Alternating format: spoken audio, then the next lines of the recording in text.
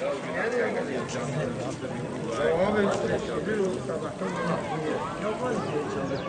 camiden çıktınız. Elinizi açtınız.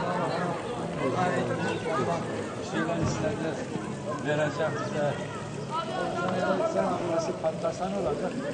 Ona burada da patlar.